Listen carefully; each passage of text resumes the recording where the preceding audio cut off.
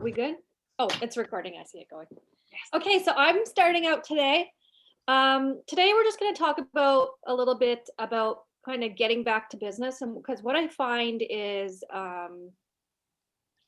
we just came out of a really busy season, and so it's natural for us to go for our businesses to get really easy in the winter to now we're back to being in the slower season. So I hear a lot of comments like, I'm not getting very many sales. Not booking parties like I did before, but this is all natural. So don't think of it as your business is slowing down or anything, or your business is not as good as last year, because it's all the same. We work our businesses really hard from January all the way to August to have a really great winter season. Winter is easy, and what's not easy is now. So we just kind of have to get back to business, back to doing our follow-ups, back to booking those parties. It is little bit harder because people are not buying gifts for others, right? Most times what's happening now is people are buying it for themselves. So that's the difference kind of between winter season and spring season. And yeah, I took a little bit of a break. We were just on a huge high for months and months, and I got tired. And I know a lot of you got a little bit tired, and it was nice to have a break. But now we're in March, brand new catalog is launched and all that. So today we're just going to give you some tips of how to get back into business, maybe some things to work on and think about to get started again in the spring. Did you guys have anything to add to that? Nope. It's a nice intro. So something that I make sure that I focus on, and I know right now I have had lots of team members complain or just say that their sales isn't as good. They're not getting sales. And so I want you to think about everything that went well last year. Because last year you got lots of sales, lots of parties and all this stuff. So that's something that you want to look at now. You want to go back and look at that and begin your follow-up. So if you do not do your follow-ups in this type of business, you'll always be spinning your wheels and wondering how you're going to get your sales, because customers never come to you. It's you always go to the customer. So keep that in mind as you're building your business, is that they never come to us. 90% of my sales is from me messaging them, from me putting systems in place so I can connect with them. 10% is just people that I've built relationships with, and they usually contact me when they want. But it's not something that I usually have to put so much effort in a handful of people, but I have to put effort in a whole lot of people to keep them in my business. So follow-up is huge, huge, huge, huge. And if you've not done it this year, you got to start doing it right now and this month. So what you'll want to do is you'll want to go back to everybody last year, anybody who had purchased from you in the winter, the summer, the spring, anybody who booked parties with you before. You're going to want to go back to them and ask. And here's the thing. Sometimes when I go back too far, so let's just say someone purchased from me last year in March, and I go back to them, I a lot of times don't feel comfortable with asking them for a sale because I haven't talked to them since March last year. So why would I contact them just for a sale? And so sorry, my kid's printing something and that's loud. Can you guys hear that? Yeah. Is that your printer? Does it That's my make music as well? She's working in that. She's my assistant, so she's working in that room right there, printing something up. Anyway, okay. So if you are like me and you feel uncomfortable following up with people from March, April, or May,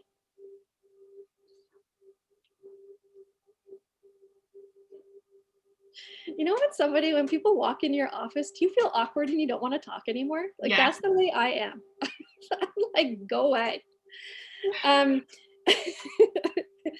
Anyway, So if you're that type of person, like just like me, you feel awkward connecting with somebody, you always go back to them with, do you want a new catalog?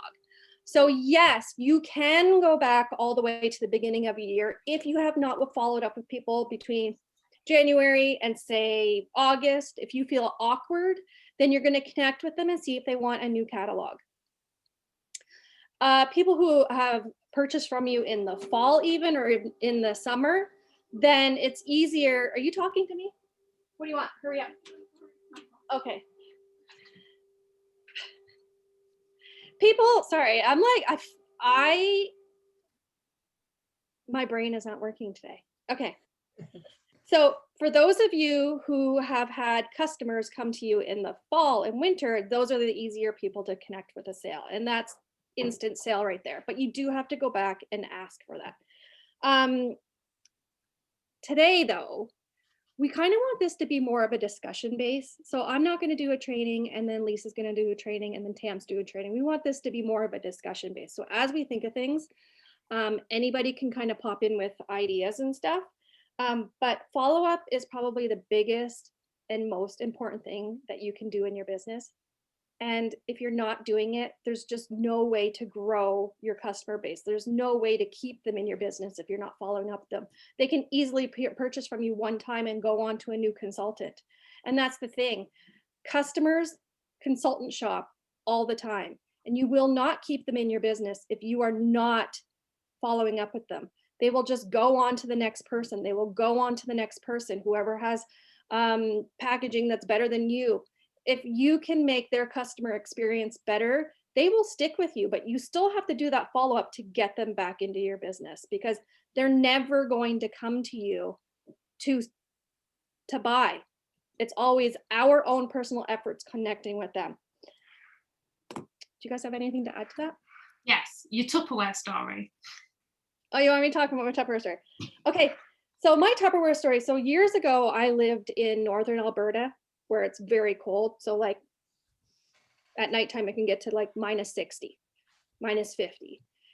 And every day I would have to drive my kids down the street, not very far. I mean, technically they could walk in snowsuits, but at -50, we just drive them and we just wait in the car at the bus stop. So everybody did that. So we'd all lined up.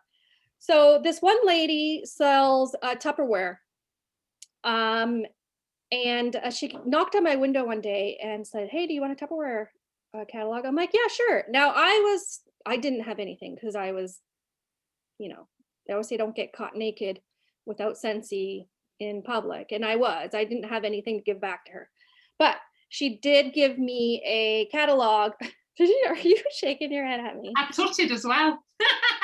But on my vehicle, my whole entire back portion of my vehicle had my name and phone number on it. Okay. She could not miss it whatsoever. So she knew I sold Scentsy 100% because it was all over my vehicle. And so she gave me her catalog. So what I did was I went home and I was very excited I got this catalog. And I just flipped through all the pages and I was circling everything I wanted. And it was winter time. So obviously I was getting paid more with Scentsy so I could afford more Tupperware. Do you guys have Tupperware there? Yeah. So, and this stuff is not cheap. And so I had it in my brain that I was going to switch out every single piece of Tupperware in my house with Tupperware brand. And so everything that I circled, it came to $700 or $800. It was a ton of stuff. First of all, I had the money for it. I was excited for it. I wanted it, and I had it all ready to go. I even filled out the order form for it. And all she had to do was call me or come up to my window the next day, and she did not. I went to the bus stop, took my kids the next day to the bus stop, and she did not come to my window and say, "Hey, I'm just wondering if you wanted anything." Because if she did, I would have said, "Yeah, my order form's at home. I will go get it for you." She never did that. Day 3 came around and she did not come and knock on my window to ask if I wanted something. But by day 3, what happened? I went home and I started looking through the catalog. I'm like, $700?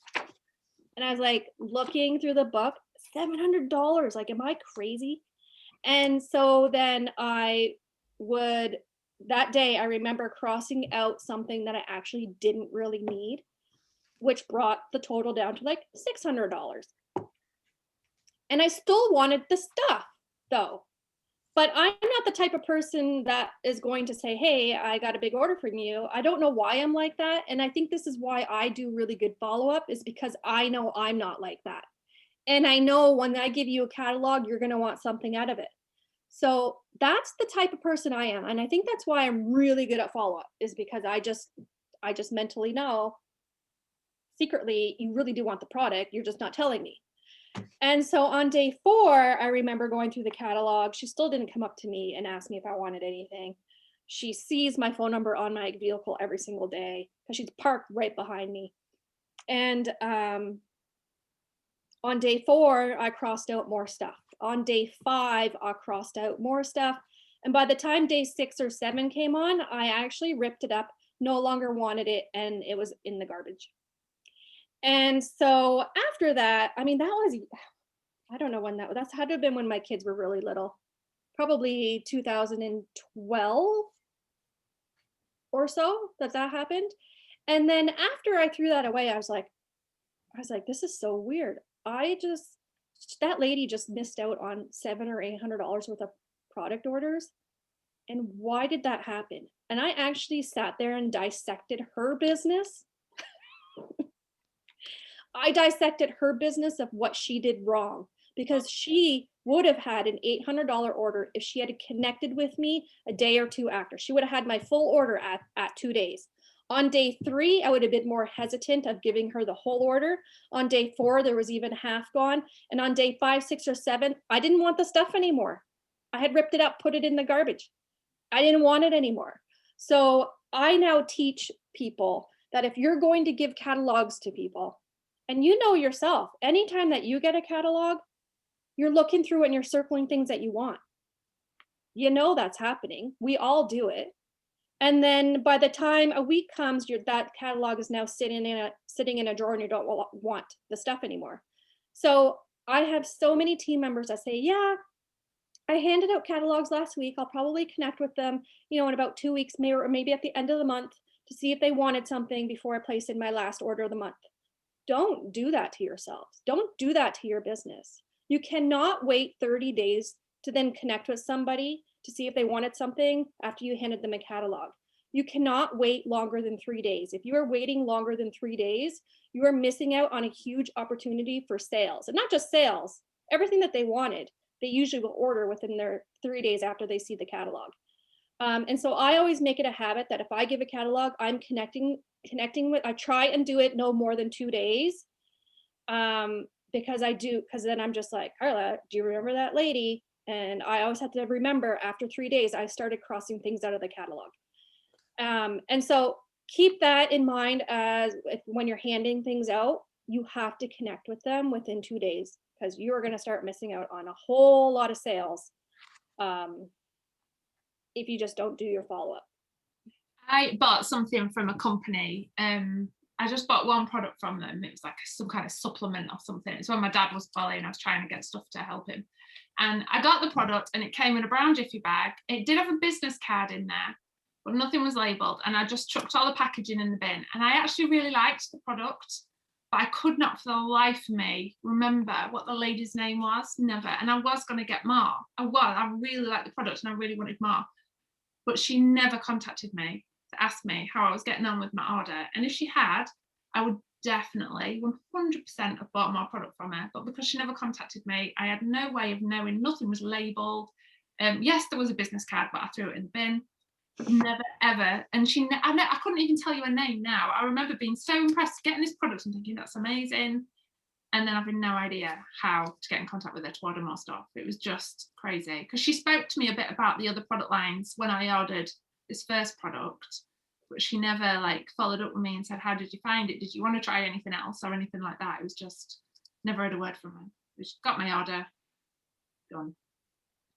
I think that's a really good reason as well why everything that leaves your house, and I think especially for new people, because I think there's a few new people watching tonight, is that everything needs to be labelled. I think every wax bar should have your details on it. Every hand cream has your details on it, a scent circle, put your details on it somewhere. Every sample, each sample should have your, because you don't know where those samples are going to hand up. So if you're new, like, make sure your name and your contact details, not just your name, because there could be another 3 consultants with the same name as you, but make sure they know how they can get in contact with you, even on their samples. So I always put my website on my samples, always. I had a lady join my team because of a sample. She said she saw me at an event one day, or I don't know, I don't even know if she bought anything when I was at the event, but she put a sample in her purse. And she said, she's like, every time I opened my purse for the whole last year, I could just smell it. Right. So it was all in her purse for an entire year. And then she did and she never bought anything from me. It was just in her purse. And then she ended up joining because of that sample. She pulled it out and was like, oh, her. And then, she connected with me and she joined. So yeah, because I've had a customer from someone. She said, oh, my dad, someone bought something from my dad, and then he gave me a sample, and there was no details on it. So I was just trying to find a consultant, and I tried to help her find a consultant who'd sold the products to her dad, because I thought, I don't want to take this consultant, but we had nothing, absolutely no idea who she was. She just knocked on his door, dropped his order off, and that was it. Like, if her details had been on that sample, she totally would have got like a really good customer out of that. I think as well, like with follow-up, the more you think about it being an issue and, oh, I don't like it, the worse it becomes. It becomes harder to actually follow up with people the more you think about it being an issue. Like, if it's just a natural conversation, it's just a natural lead on. And that's, I think, for anyone that's joining that's new, it's the same sort of thing, isn't it? Reaching out to people, it's the same thing. It's not, it doesn't need to be like awkward, and it shouldn't be. It should be like natural, shouldn't it? well, yeah, and I think too, I've kind of gone with my business a different way than other people, and a lot of people are much more extroverted than me. So yeah, so when you contact people, maybe it's much more authentic to some people, but it's not to me. But for me personally, for me to become comfortable to actually do follow-ups with other people, I have to do a maintenance phone call first, or I have to do a maintenance follow-up, texting or whatever. And what do I mean by that? So I remember back in the day, I would drop off party orders with people, and the hostess wasn't actually delivering the stuff to the customers. Like, I would go to events and be like, hey, where's my stuff from the party? I'm like, what are you talking about? I dropped it off at so-and-so's house on Monday, and here it's Saturday. And she's like, are you serious? I just called her and she said it never showed up. I'm like, it's at her house. I dropped it off earlier this week. And so I actually started it because my hostesses were not delivering on time. I started doing maintenance phone calls, follow-up phone calls. So anybody who purchased from a party, when I would drop the product off with the hostess, every single person at the party is going to get a text from me saying, hey, did you open up your stuff? Does your warmer work? I'm just making sure that your stuff is working and that you like everything that you got in your order. That leads into my follow-up later, because now you have connected with them, even though you've never actually talked to them or whatever before. That was my lead in for later. So I'll always try and keep that in place. And if you've not been doing that, it's such a really great thing to start doing, because they always message you back, because you're not asking for a sale. You're not asking for anything other than that they like their order and everything's working fine. They will contact you. They will answer your question because you're not asking for anything. There's nothing nicer than when you receive a service that someone checks in and makes sure you're happy. Like, that is like the nicest feeling in the world, when someone contacts you and says, I just want to make sure that you're happy with your order. But I think you could even put it in at the time of the order. You could even say, what I'll do is I'll message you like a little bit of time after you've got your order. I just want to, I like to check in and check everything's okay with what you've got. You could even like let them know you're planning on doing that at the time of their order, just to, if it feels awkward for you. But actually asking them if they're happy with what they've got is, that's a really good lead in. And then when you say that, you can say, okay, I'll contact you in a couple months to see if there's anything else that you want, or if you need refills. And so then they know what's going to happen, and you're not just, contacting them out of the blue. They know it's going to happen. Yeah. Or at that point, I'd get them into my customer group. Definitely. That's when I'd get them into my VIP group. You don't have a VIP group, do you? My daughter is so loud right Sorry. now. Like, what the heck? Take the whole bag out of my office. Here's your sample. Oh, let me see those. I didn't know how to print them, like on the like. Oh, back. look what she just made me. Ah, they're cute. Oh, Very apple tea soaked sample. Look at that. Thank you, Caitlin. Wow. Is it back? Oh, this is so great having an assistant. Is there a way to print it on the back, like just without? Because I just laminated it because I didn't know how to. How about you guys talk? I will mute myself. So Okay, so I wrote a few notes. This obviously we wanted you guys, like, if you're brand new or if you needed to give your business a kickstart, like, what is it you need to do? Okay, so tell me in the comments, who is excited about the products we sell? Who finds the products we sell exciting? Who loves them? Who uses them? Thank you. Cheers. Does everyone else drink out of kids' cups? Yay! Lots of people. Hell yes. Everyone is excited about the products. Of course they are. These are, look at that. They sell themselves. They absolutely do. So that's it. Okay. Excitement and passion. This is a quote I heard on a training and I loved it. Excitement and passion will get you to the base of the mountain, but skills and consistency will get you up it. I love that. I thought that's so true. Okay, because excitement and passion, your business runs on excitement and passion. Well, I know mine did, absolutely. And the majority of other people I know, not everyone's, but I know most people's, they run an excitement and passion until it gets hard. And when it gets hard, that's when you need the skills. And that's when I say it gets hard, I mean, maybe somebody said no, maybe orders are taking longer than normal, maybe somebody wasn't happy with their order, or your orders, your customers have stopped buying as much. That's when it gets hard, okay? So your skill, that's when your skills and your consistency and your commitment to your business is going to kick in, and that's what's going to get you through. So that's why you've got to, when you're feeling excited and passionate, that's when you've got to show up to training and be prepared to learn. That's when you've got to be committed from the off to show up and never stop learning, because that knowledge and all those things you learn, they're going to be what you need when it gets hard. And when you get to the base of that mountain, you've got to start using your skills to climb it, okay? So make the commitment to learn right at the beginning. And I've said this so many times, but it doesn't 100% make sense, but I think I knew what I was trying to say when I was writing it. But you did not buy a lottery ticket, okay? You did not buy a lottery ticket. And I think that is the massive confusion with the direct sales business. I say it all the time, but it's not a lottery ticket. It's not a winning lottery ticket. It's not a risk. It's not a gamble.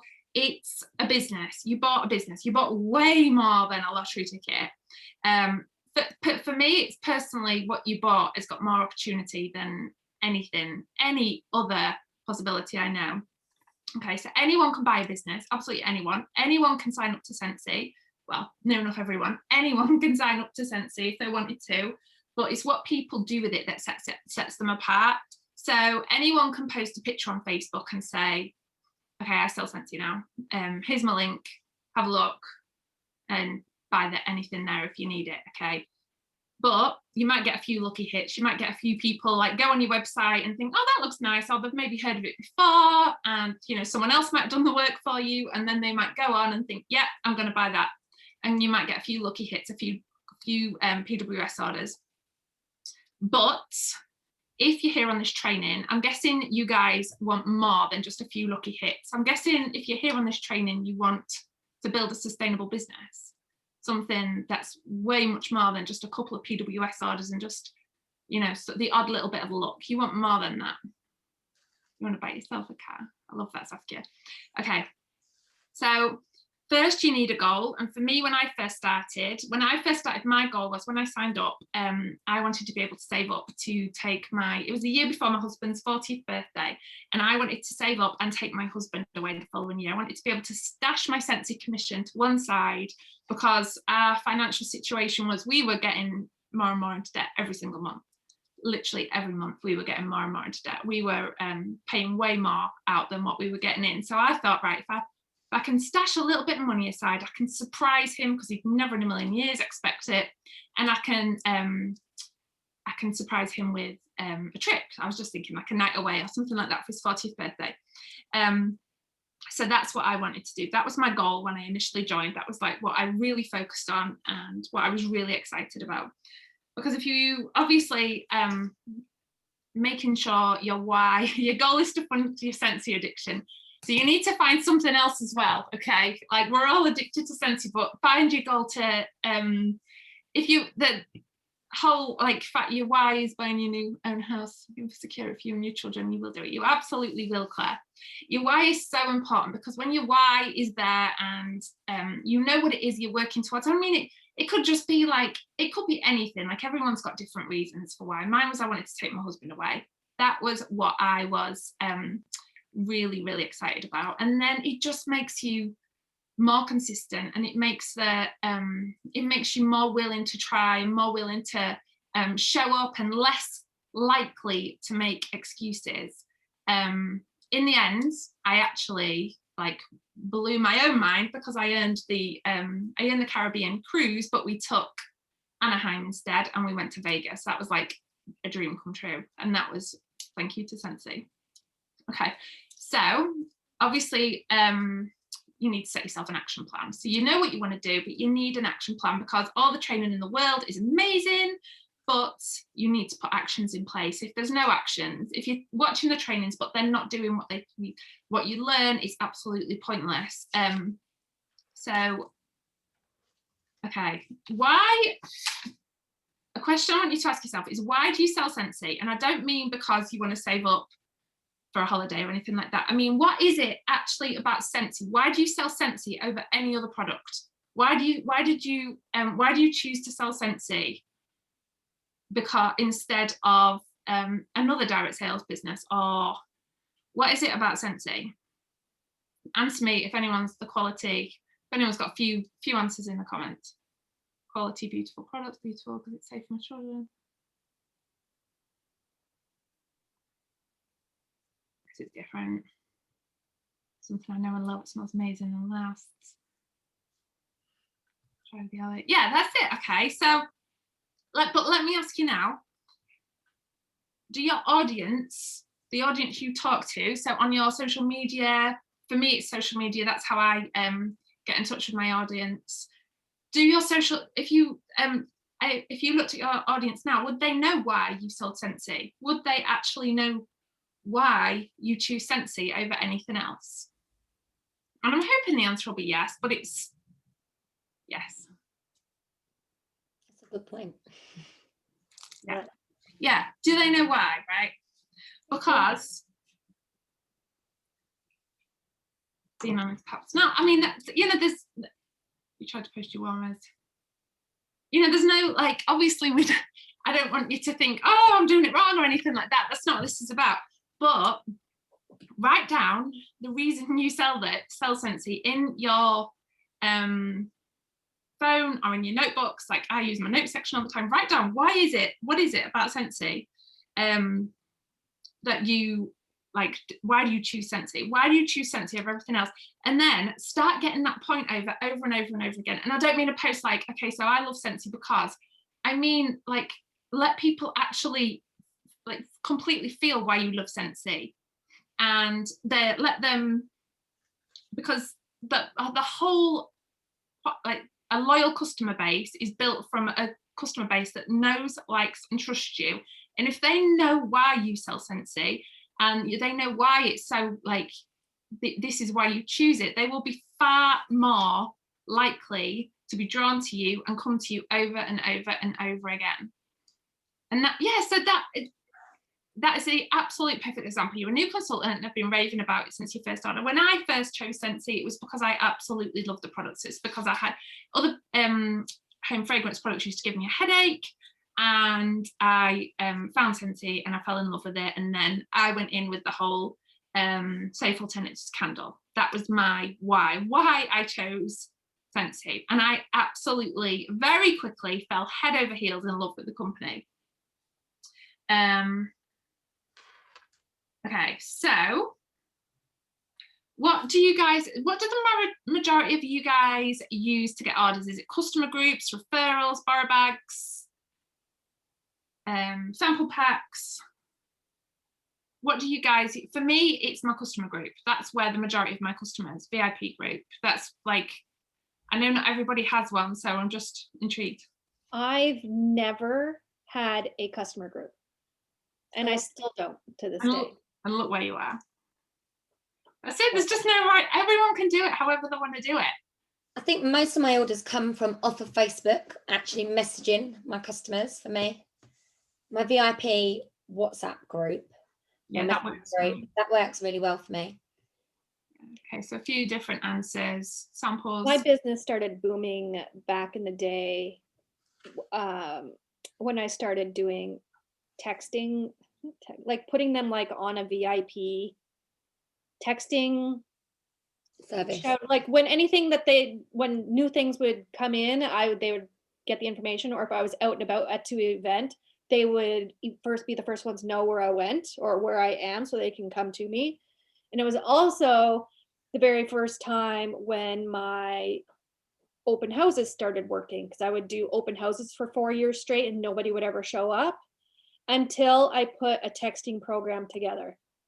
I started doing more of like, I don't know, when we started having that texting relationship, it was businessy though.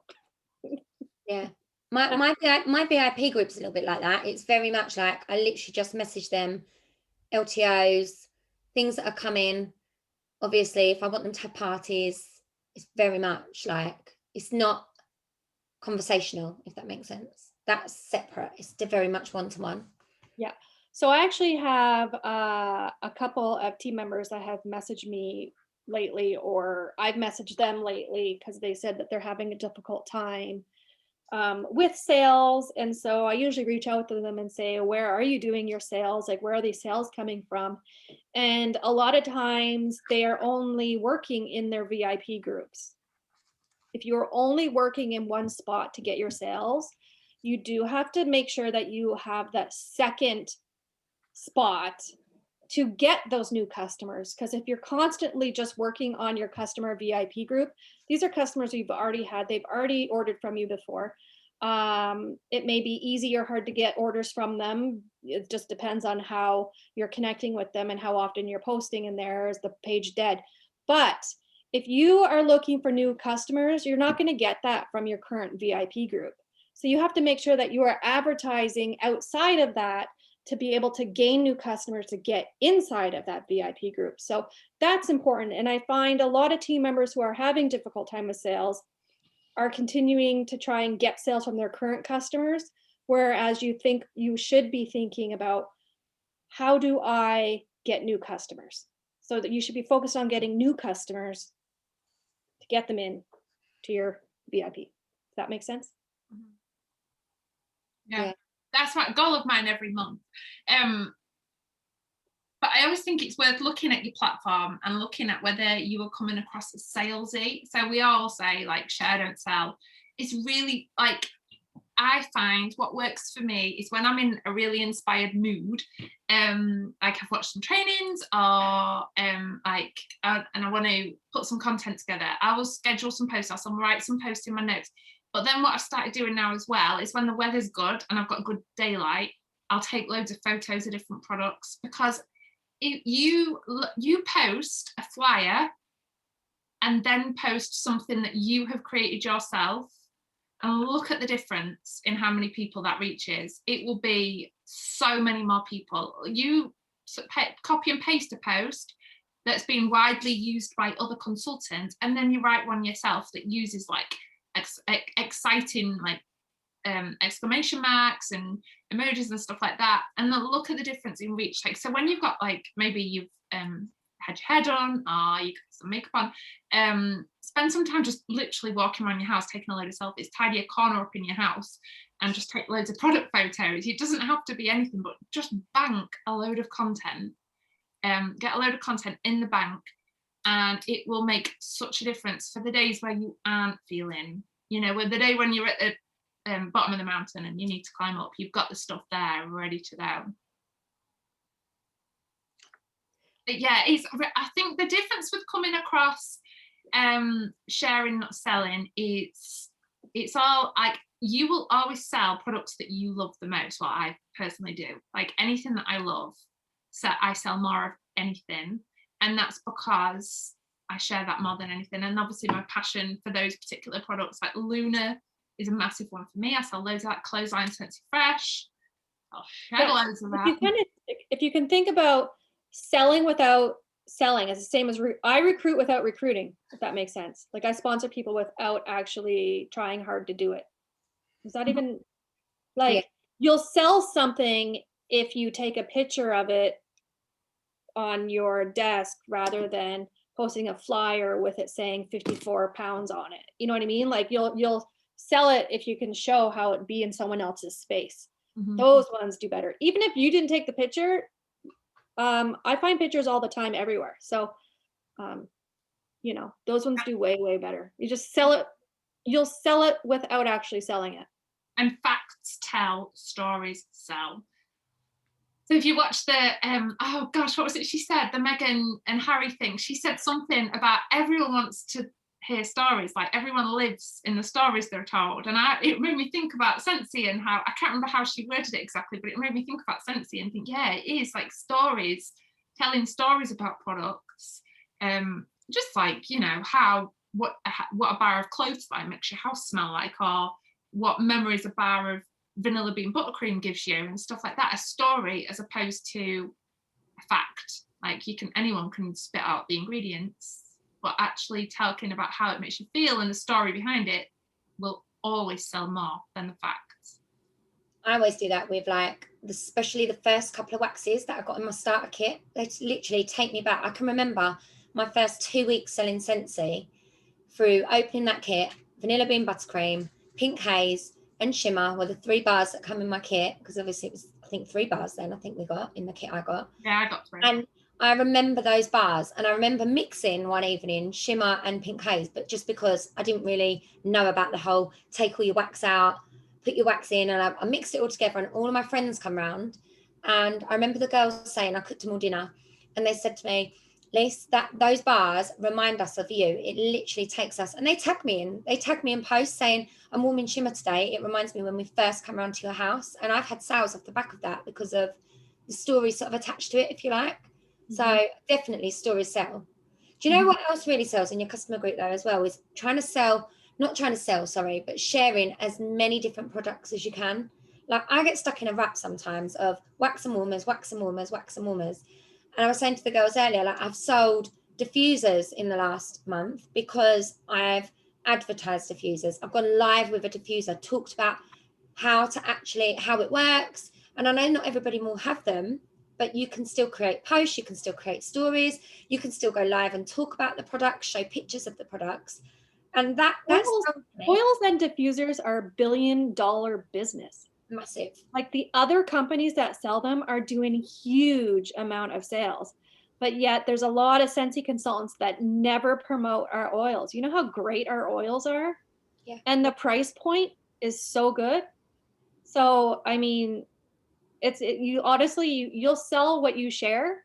And if you're not showing the diffusers and oils, how are you going to sell them? But like, oil and diffuser, $1 billion business that we have not even touched the surface of that at all. I think if you set yourself a goal, I bet if you set yourself a goal and thought, I am gonna sell a diffuser this month, and you go all in, learning about the diffuser, learning about the oils, learning why they are like so superior and so amazing, and then putting that information out there, telling the story of our diffusers to your audience, I bet you'll sell one. Bet you, if you go all in, you'll do it.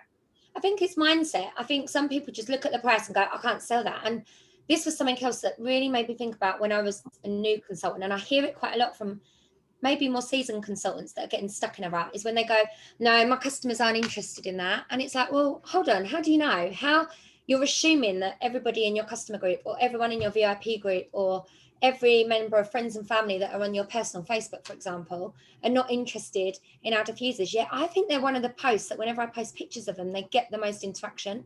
Like, people are interested in them. It's just sparking up those conversations and actually saying to yourself, right, I can sell a diffuser.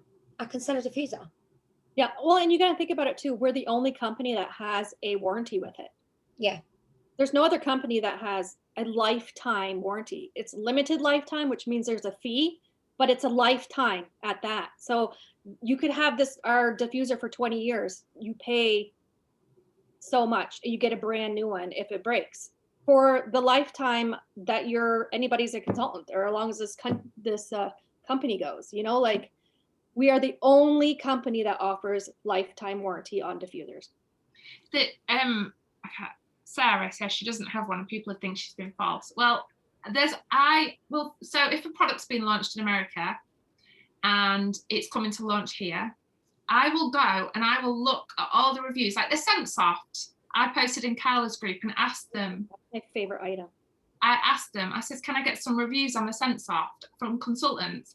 I used the information from other people and I collated that. And I was honest. I said, I don't have this myself, but I am really, really desperately want one. And this is what I've heard about them from other consultants. This is the reviews from other consultants. If you're in my team page, there's a full, I've done a training on the diffusers in the units. I don't know if I've put it on YouTube or not. But there is obviously the workstation's got an absolute abundance of training as well. If you type in the product and FAQ, you can find all that kind of stuff, as Lisa's just said. But the information is all there, and just ask other consultants for reviews in your product training guide. Yeah, definitely. That is like a Bible for me. I create my post with this sometimes. Like, if I need like Scentsy Go, for example, how many times I see people go, how tall is it? How long does it last for? It's actually in here. It tells you. All you got to do is take that information, learn it, and then show your passion behind it. Go live, regurgitate it to your customers, and you will sell them. You will sell them. Just take a screenshot of it all and put it in your phone, because it's all they're available digitally as well, for you to get and learn all about the products. Like, knowledge is power, as they say, but you don't have to know everything. You do not have to know everything. Like, you can fly and not know all the products, for sure. Like, I've known people get to direct me and say, well, I've never even really looked at this before. I've never really looked at the fan products before. I've never sold one of them. What's the buddies? The buddy. Blanky buddies, the buddy clip. They're called the Scentsy Friends. I've never sold a Scentsy Friend. Never sold one. It just goes to show, like, it's just everyone's got a product but I don't advertise them. So that's. Well, I'll be honest, they're abolished from my house because they starred in one of Lily's nightmares. So she had a really bad nightmare, and like, she wouldn't have them in the house. Sarah's just said that is so true. She said, because you've got 3 boys, Lisa, and that is probably part of it as well. Like, I don't, Yeah, absolutely. Yeah. But I had them all. I thought they were ace. And then Lily was like, they were in my nightmare and they were attacking me. So they've gone. So friends are all in the garage at the moment. Oh dear. I think, well, someone asked about the diffusers. Like, make it a goal, like, to get yourself 2 half-price items and bag yourself 1 half price. Or make it a goal to build up a party with enough credit on that you can treat yourself to one. I absolutely love my Ascend diffuser. I know, sorry, Tam, just to rub it in. But my Ascend diffuser is like my pride and joy up there. I absolutely love it. And I've got another one in the house as well. The Shine, I think I've got in there.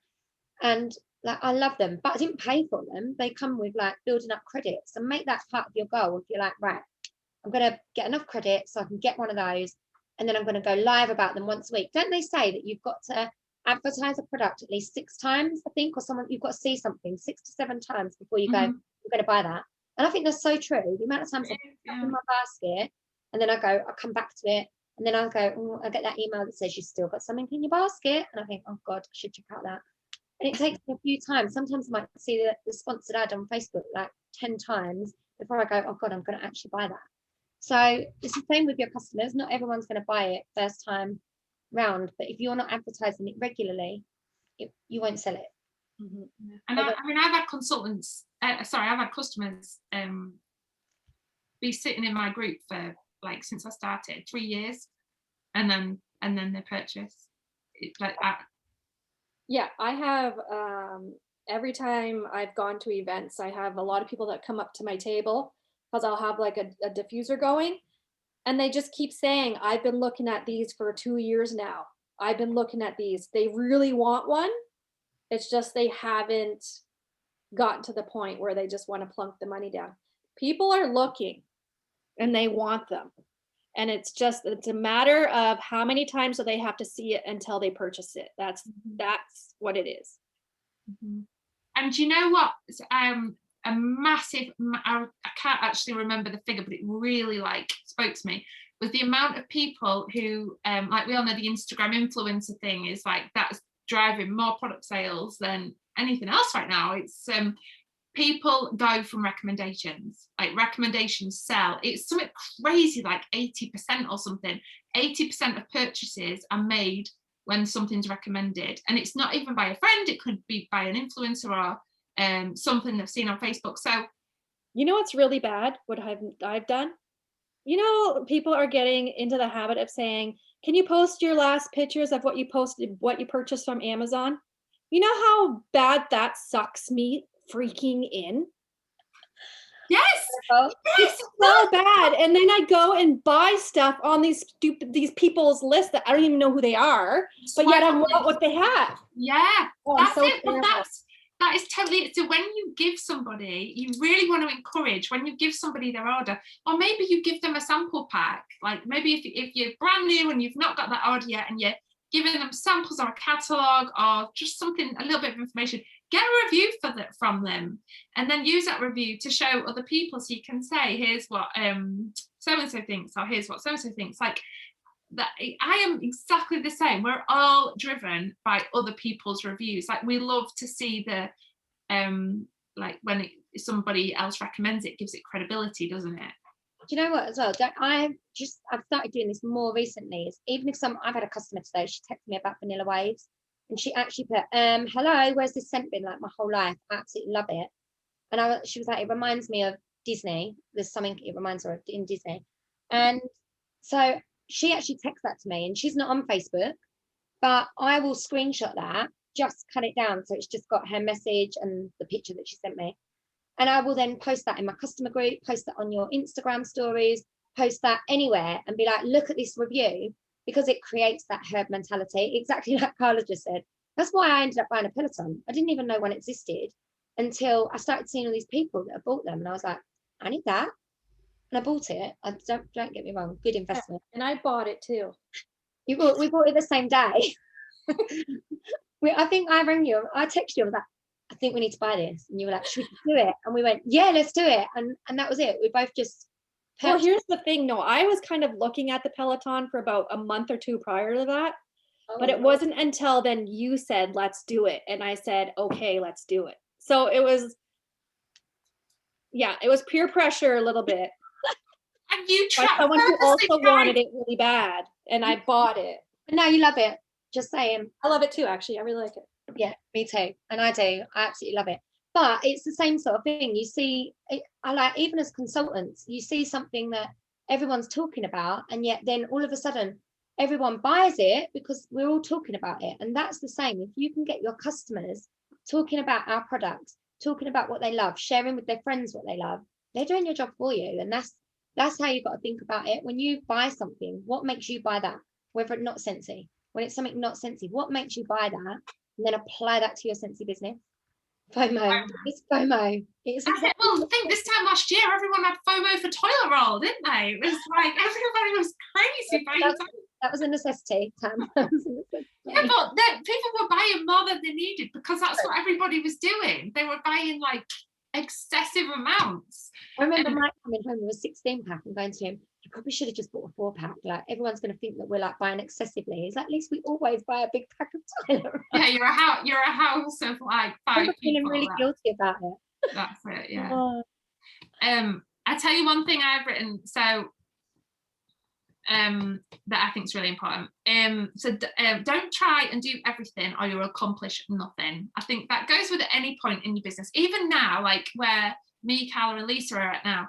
If you try and do everything, you'll accomplish nothing. So pick 3 to 5 things to focus on, and focus on them, if you can, at least 4 times a week, and give them like laser focus for at least 4 times a week if you can, and do it for the next 3 months and watch the results, because it might be like social media content, like you really want to work on getting your content up there, relationships with customers and finding new people. That is absolutely crucial, because remember, we're in a network marketing business, so absolutely have to network. You have to network. Online parties, borrow bag sampling, whatever it is, because consistency beats talent every single time. Every time, consistency will beat talent. Consistent people are very rare, very, very rare, which is why, but you can choose to be consistent, but which is why not everybody succeeds, because not everybody will be consistent. It's so rare. I think for me, I am super consistent. Me too. And I have healthy habits in my business, but I am zero creative. I don't have a VIP group like this. My daughter just made me this. See this? Little thing? I look really cute. I create nothing because I'm that bad at it. I'm not good at a lot of things. And so you just gotta, consistency will beat out everyone and everything in your business for sure. Consistency, like if you can cultivate consistency, you will beat any amount of skills, anyone who's got a great friendship circle, anyone who's got a like really extrovert personality, or what you would think would be the amazing personality. Maybe they've got the perfect network on a platter there for them.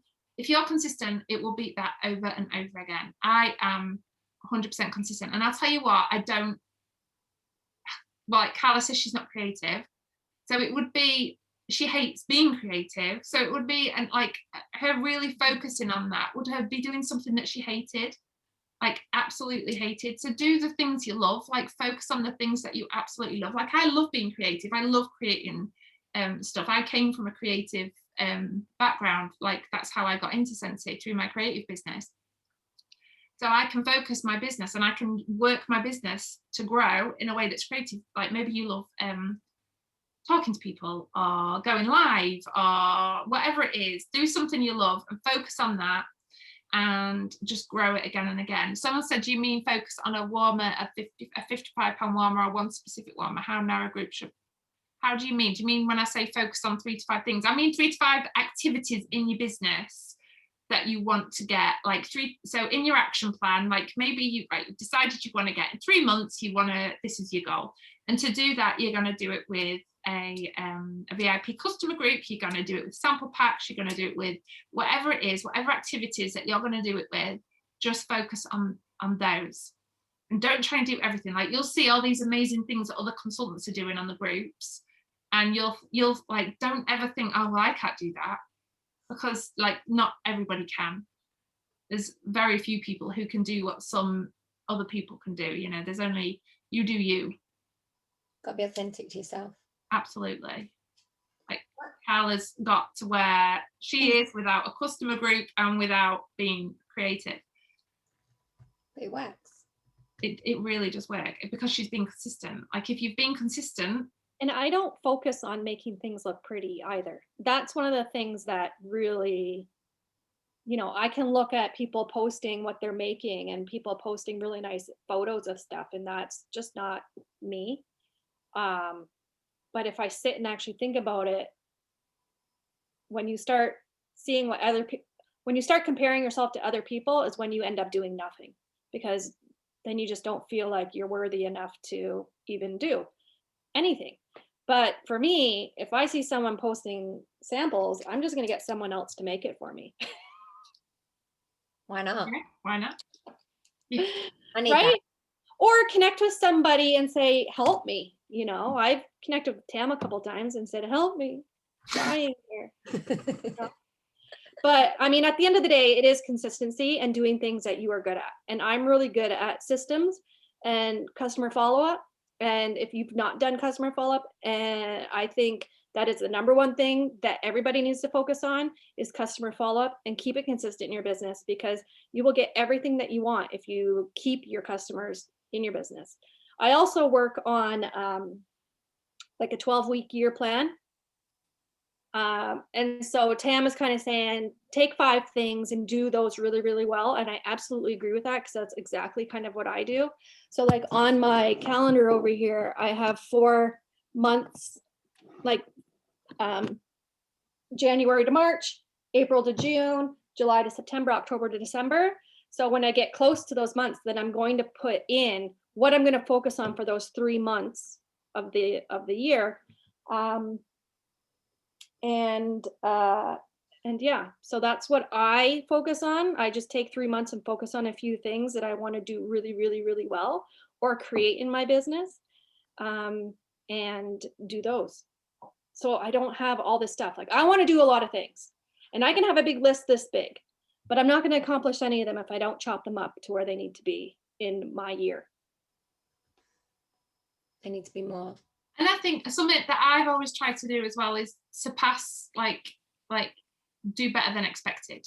So whatever the expectation is, like from my customers, and from my team, I always try and do more than the average. Like, I give everything 100% in my business.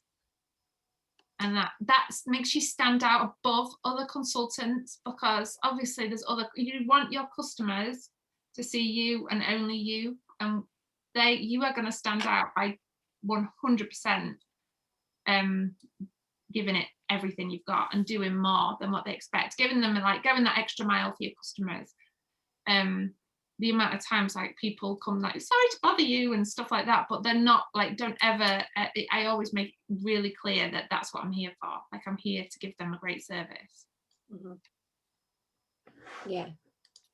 One of the things I wrote down to talk about is your list of 100, that famous list of 100 when you first join. So if you've never made one, I recommend doing it, because when I actually sit down and print mine off always from Workstation, because I'm really good at putting in everybody's names who ordered into my Workstation.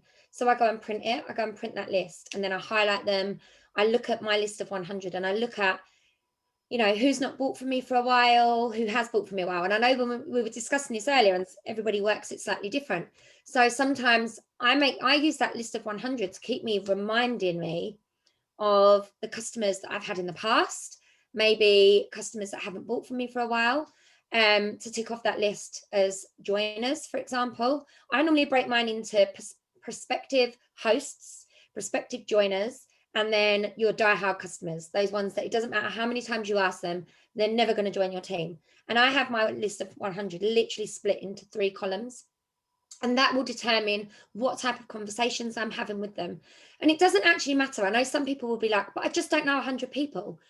And when I first started Scentsy, I literally straight away, it was all about my friends. It was all about my family.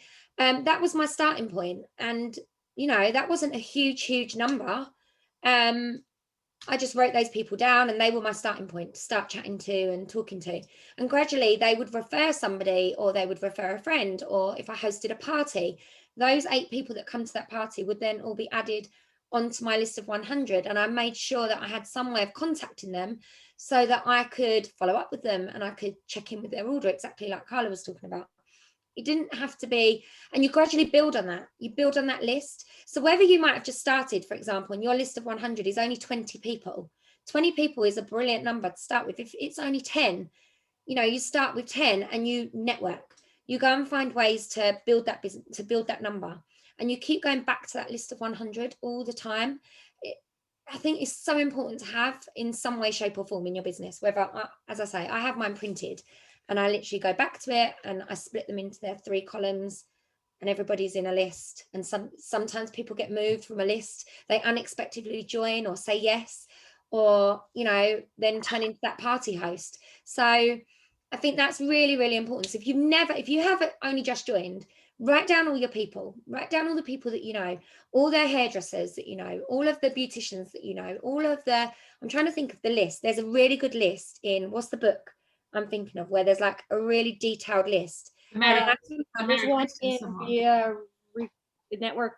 There's one in here. Like Mary, yeah. Yes, Mary the Christian.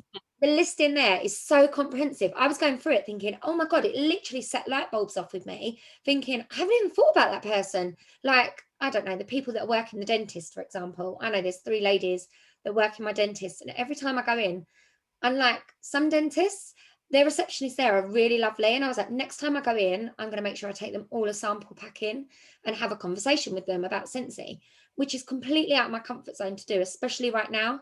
I'm not going to lie, I'll talk to anybody, but I don't know why. That gives me like a little bit of anxiety, but I want to do it. It's something that's on my list to do. So growing your list of 100, I was telling the girls earlier, I'm in a Cocker Spaniels page for my dog that's actually asleep against my door. He looks so cute right now. He's literally got his head up against the door, and that's got loads of people in it. And now and again, you know, I post pictures in there and I talk about the dog in there. And sometimes people will add me as a friend on Facebook, and they've started, because I post on my personal Facebook, as well as my customer group, as well as my Instagram, as well as in my VIP group. I post everywhere. So I'm literally everywhere. They know, and they can see that I sell Scentsy, and they might be intrigued, and they put me a message and say, oh, what's this thing that you do? Oh, do you want to be added to my customer group? And there's different ways. So you've got to be getting out there, networking, like growing your list of 100 all the time. Just because it's called a list of 100 doesn't mean it's got to be 100 people. So please don't think, I haven't got 100 friends, so I'm not doing that.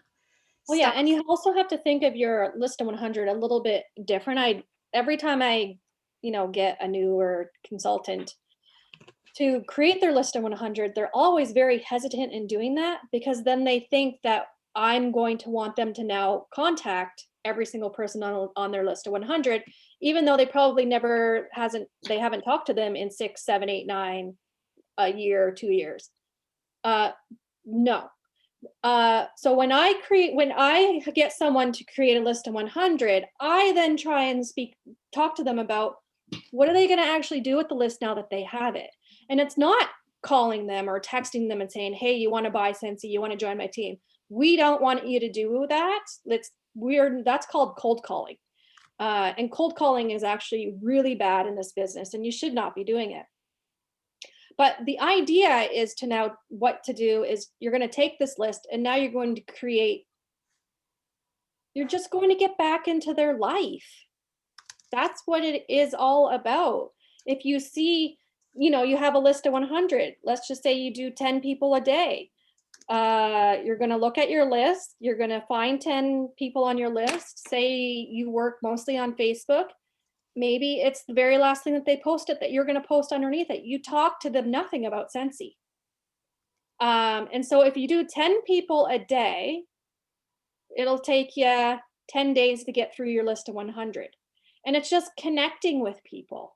And it's not telling them anything that you're doing with your business. You're not messaging them for anything with Scentsy. All you're doing is creating that relationship back again, posting underneath their Facebook pictures, their family photo, or something that they've done recent, like don't go back a year or nothing. That's kind of weird. But because as soon as you post underneath them, that you do this. When you post a picture of you or your family or somewhere that you've gone, you are consistently going back to see who commented, who liked it. And when they comment, you're excited that they comment, and you can't wait for the next comment of somebody else. You do that yourself. You're just waiting for comments to see really good things that people are saying. That's what you're going to do. You're going to post good things underneath their pictures when they're posting them. Because as soon as they see you do that, they're going to come straight to your page and see what you're doing. As long as you have been posting your website, you have your website address there, you have images of Scentsy, you're posting regular things, family and friends stuff on your Facebook, and then you're also mixing in Scentsy in that, they're going to see that. So when you then do post anything about Scentsy, you'll notice these people are going to start liking your pictures or posting under your pictures, and then that's how you're going to that's how you get them in your business. As soon as they like a photo of yours, as soon as they comment underneath a Scentsy thing, then that's when you private message them about Scentsy. but you don't do that. I don't do that ever beforehand. No, I love that. I love that whole, like, it's like a connection list, isn't it? As opposed to let's just reach out to everyone and offer them sample packs, or especially when I think as well, people on that list may already have a consultant. And I think I get that. I've had people inbox me and say, would you like a sample pack? I'm a Scentsy consultant. And I think, really? I've had that before. Or the opposite. I get that from a lot of other, I know we've talked about this before, Yeah, but a lot of other network marketing companies. Yeah, and it's very important. Like for me, I do a lot of stuff on Facebook now. I do a lot more stuff on Facebook, and I am getting a lot like, and I never worked on Facebook before. I mean, Facebook, advertising on Facebook is also new for me, and that's not what I've done prior. But if you start adding your customers as friends, if you start adding people as friends as you meet them out in public or on groups on Facebook or wherever you're networking with people, just adding them as friends, because as you're then posting on your Facebook, naturally, you'll start getting communication from those people that you are adding. So yeah, I mean, I guess in a way, our Facebook kind of becomes our brand, right? Absolutely, yeah. Your Facebook's definitely a brand, because that's your shop window, isn't it? That's where people can see what's going on, decide if they like you or not. I think as well, when we was chatting earlier, we said about as well utilizing your personal Facebook is so important. I think some people are so scared. I bet there's people in here that have probably never posted on your own personal Facebook. I know some job restrictions may restrict it, and I get that. But if you haven't got a job restriction that restricts you, I bet there's people in here that are like, I never post. I never put a warmer picture or a wax, or I don't know, me making samples or whatever. Never put anything that even shows you're a Scentsy consultant on your personal Facebook. Well, they do say you should do 60-40, 60% your own personal life, family, whatever you're doing, and 40% business, which would be Scentsy posts and stuff. So if you do 60-40, you're doing pretty good. Another thing I was thinking about is the amount of, like, I was thinking about my different customers and like my regular customers, because like the goal is to get customers that come back every single month. Like I've got customers who come back several times a month, and they don't, like, not every single customer is gonna want every product. Like I've got some customers who just buy washer whiffs from me. They'll buy like 6 tubs a month, that'd be nice. 6 tubs a month.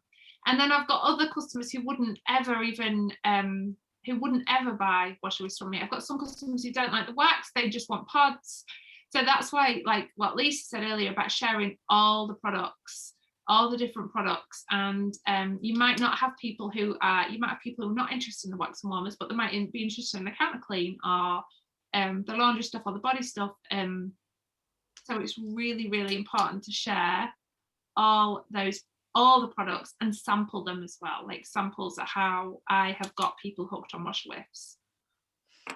Eleanor's just said, my sister's never bought from me. Do you know what I would do, Eleanor? I would give them Scentsy, 100%. Birthday, Christmas, Easter, any occasion, they would get Scentsy from me. Absolutely. They'll soon buy it. My family never purchased from me in the beginning either. And my sister, it took me a very long time to get my sister to join Scentsy. And for me to get her to join, I had to take her on a trip with me. So there's that. If you earn a trip, bring a family member. They'll end up joining. I've tried that. I took my sister-in-law to Mexico, but she's still not joined. But to be fair, Amanda joined. I took her to Boston in 2010 with me after a year of bugging her. Yeah, that was fun. I love it. Someone says she gifted Scentsy to a family and then they bought it from you. So no interest before. Do you know what I think it is? I think family get worried that you're going to rely on them. I think that's what holds family back. And that just drove me more, like going 100% drove me more. Well, and they probably don't have faith that you're going to keep going with it too, right? A lot of people are in and out of these types of businesses. And so it's friends and family usually help you out for 3 or 4 months, and that's about it. You're not going to get much else out of them.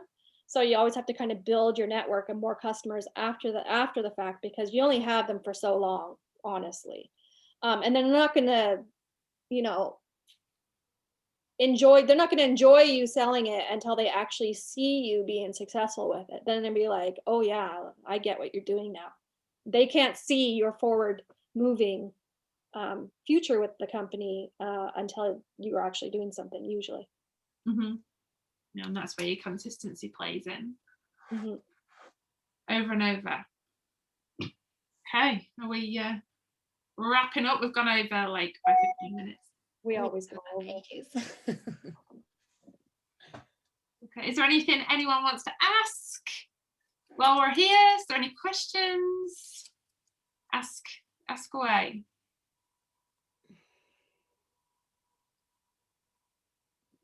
I'm just reading back, seeing if there's any. I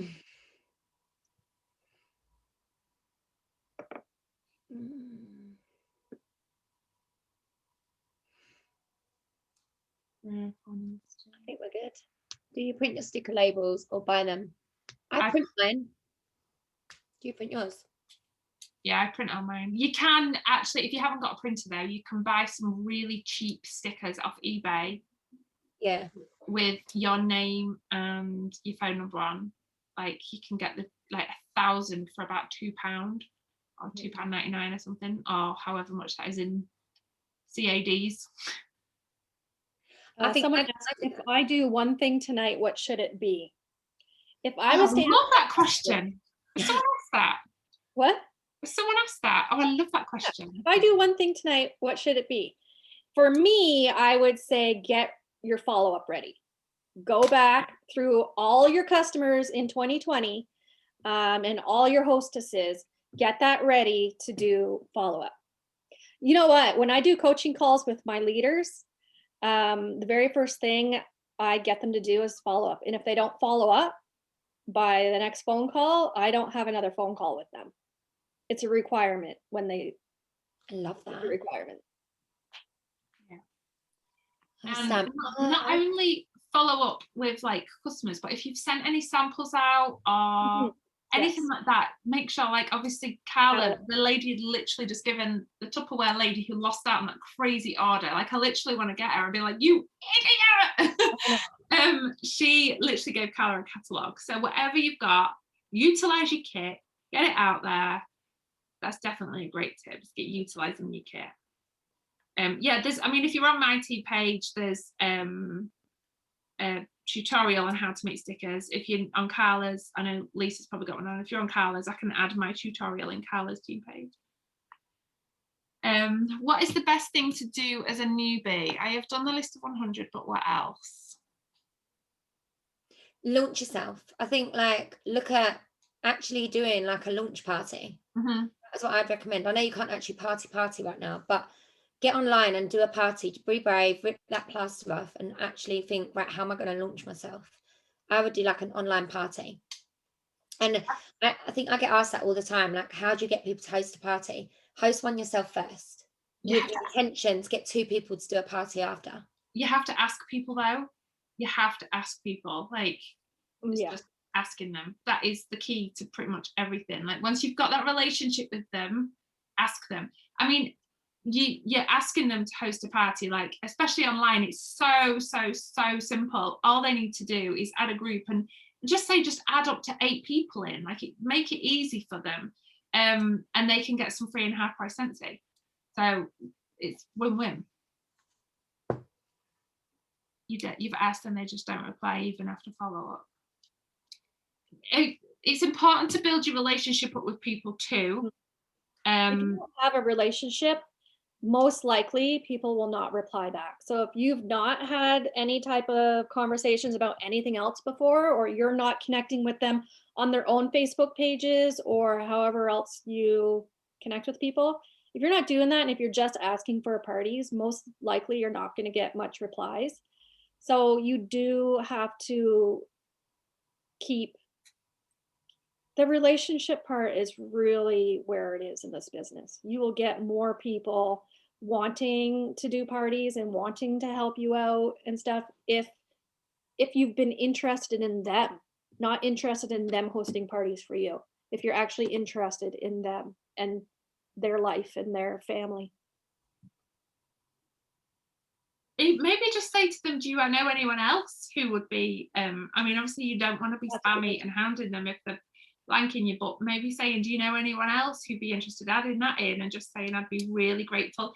I put out a post saying, I can't remember who I got the idea from, I think it might be Heidi, and said, I've got a confession to make, I'm absolutely terrified of doing parties, I would love to get some practice in. Would anyone be willing to host one for me to give me a bit of practice? This was like a couple of years ago.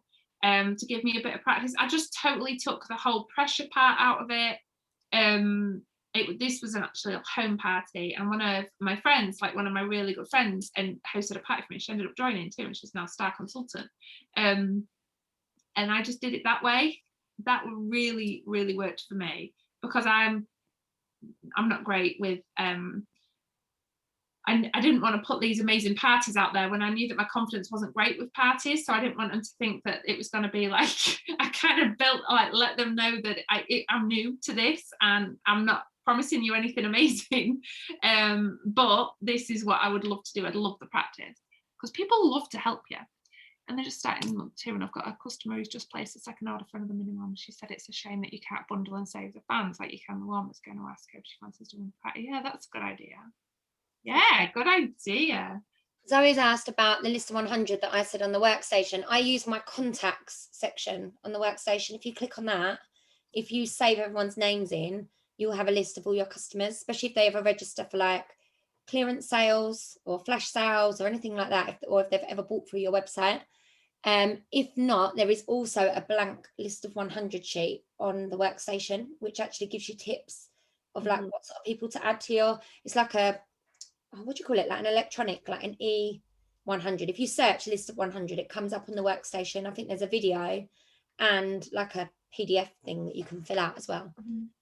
Someone else has asked, have we got any books that you'd recommend? Yeah, the compound the compound effect, over and over and over again.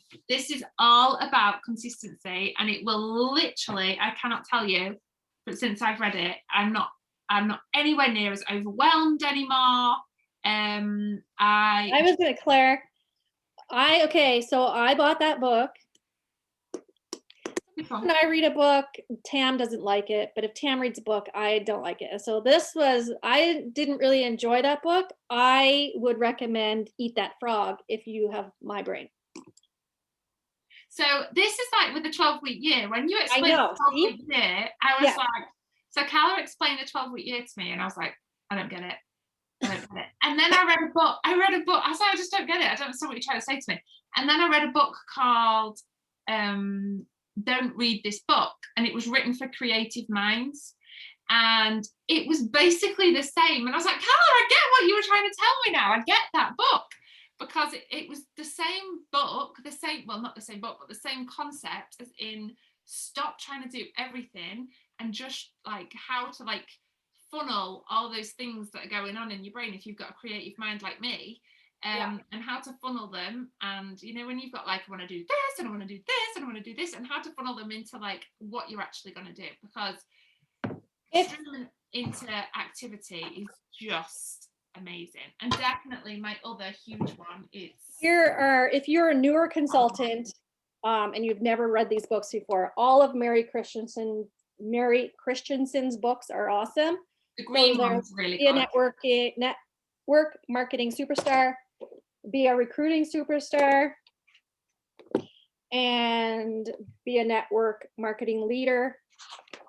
She signed one of these. I got one of these from her. Actually, she signed it. Name dropping. What's the green one called? The green one's really good, isn't it? And then there's also Sarah Robbins. That's brilliant, that is. Rock Your Network Marketing Business. So these ones are pretty much, if you read these, you'll see a lot of Scentsy things that we do in our business in all these books. Oh, I've got that. This is an easy read and a quick read, honest. And I think this is a really good read for if you're starting out as well. It literally has, I think, all the network marketing basics. His YouTube's pretty good as well, though. Eric Worre, is that how you say his name? Eric Worre? Eric Worre, yeah. The green Mary Christensen one's amazing. And these are this guy. Ray Higdon. I've got those. Yeah, they're good. They are good. They're fantastic. I'm trying to think what else I got. I've got this. It's a lot of reading already. It's actually really dirty, this book. Oh really? What do you mean? Like No, like I mean, like the cover of that is filth. But the life-changing magic of not giving a F. That's good. How to stop spending time doing things that you don't want to do. It's really good if you're like a yes person and you say yes to everybody. You need to read this because it'll make you like actually start to think about, do I need to do that? Or actually, no, I need to be a little bit more selfish for myself. It teaches you to say no. I definitely was a yes person for quite a while. This one right here, I love this one too. Oh, I've not- Anyway, if you want to get superstar director, this is the book you want to read.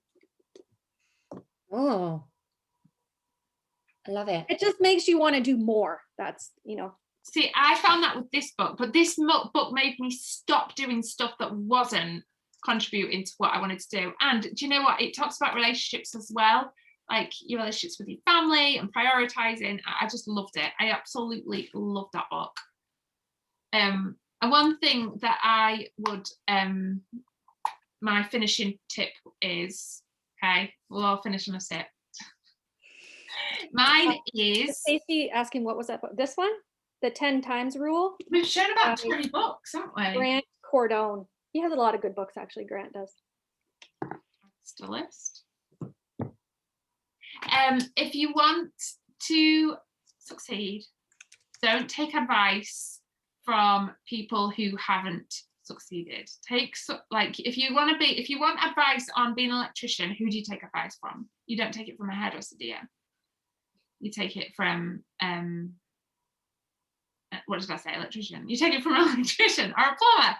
If you want to be a plumber, who do you take advice from? So watch what people do who've done well and who are consistently growing. Watch people who are consistent always. Is that your Rejecting my other job, I'm so scared to do so. But I know it will change my Scentsy business. Indeed, revolutionize it. Absolutely. Okay, what? You know what I think my top tip is, my leaving you top tip is keep learning, never stop learning, but most importantly, learn it, take action. And I think just showing up to these trainings, for me, I'm a big YouTube watcher. Like I go and find, and not necessarily even in Scentsy, I'm finding people outside of Scentsy that are within network marketing, starting to branch into a bit more personal development, which I didn't do, like that sort of stuff. It was all about learning the skill set first for me, and then I've started to add in like working on my consistency or working on my wizzy mind and all of that stuff. But for me, it's like go and do the trainings, go and literally work out what you don't think you're very good at. So if partying is something you really struggle with, go and Google how to do Scentsy parties. Like there is so much free information out there. You just need to watch it and then be like, right, I'm now going to go and do it. Don't just like watch it all, do all the training, write all the notes, and then do nothing with it. Because you can choose your mentor. You can literally choose your mentor with YouTube and all the resources that are there. You can have the best mentor in the world at your fingertips by using YouTube and all the free resources. Yeah. And I would say my tip would be you need to have some sort of business hours. And during those business hours, you need to do income producing activities. So if you say work from 9 o'clock at night till 11 o'clock at night, then you work 9 o'clock to 11 o'clock, however many days a week is possible. But during that time, you need to make sure that you're not flicking on Facebook, because that's considered non-income producing activities. So if you are creating yourself business hours, even just could be an hour a day, 5 days a week, during that hour, it has to be business or income producing activities, because that is what is going to get you further in the business than anything. Being consistent, that 1 hour every single day that you're working, or whatever time that you have decided to work. But not all, also to that point too, though, make sure that whoever your significant other is, husband, wife, or whoever you're living with, that they know what your business hours are. It's very important to talk as a family so that they know what your business hours are and you are agree upon that. I remember when I was married and I didn't really have business hours. I just kind of worked whenever I wanted and it was all the time. But it got to a point where I actually had to set business hours. And I said, okay, I'm going to work from here to here. And it was an agreed upon agreement. And he knew when I was working and when I was not working. And so if you get to that point where your significant other is always like, you're always working, you know, you can't even get in the car and get off your phone or go to a restaurant and eat without you working. If you come together, figure out the business hours that you are going to work. And he just watches the kids. It's like free babysitting service for 2 hours, right? Yeah. Make it work. Yeah. Yeah. Have that agreed upon time that you're going to work and have it, make it a consistent business hours is very important. I always think. Yeah. Wow. I feel like we've covered loads tonight.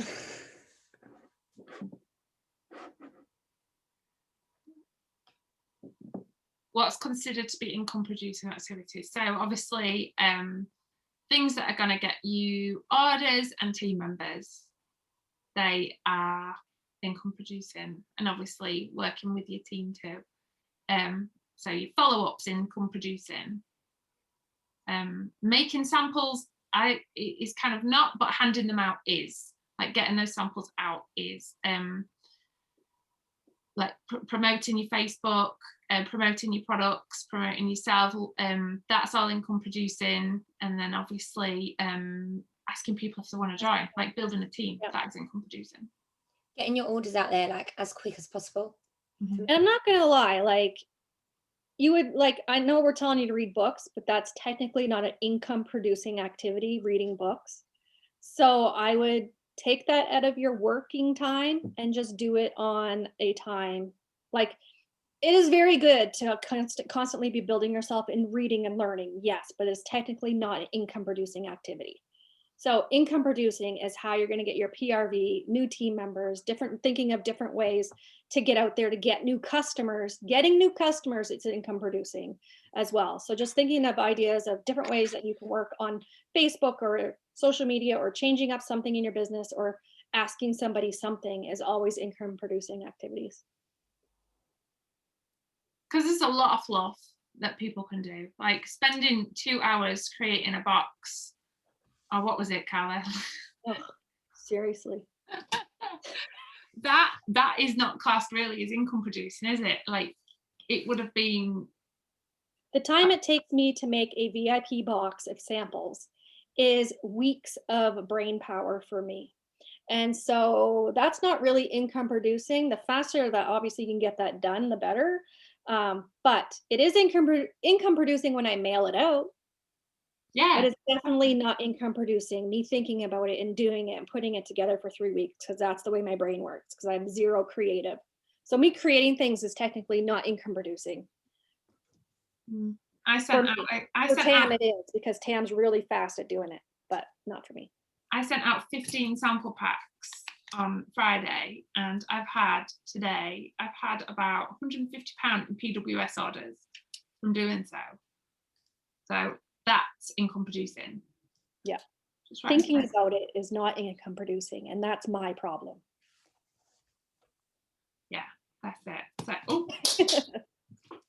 That's the thing. If it takes you too long.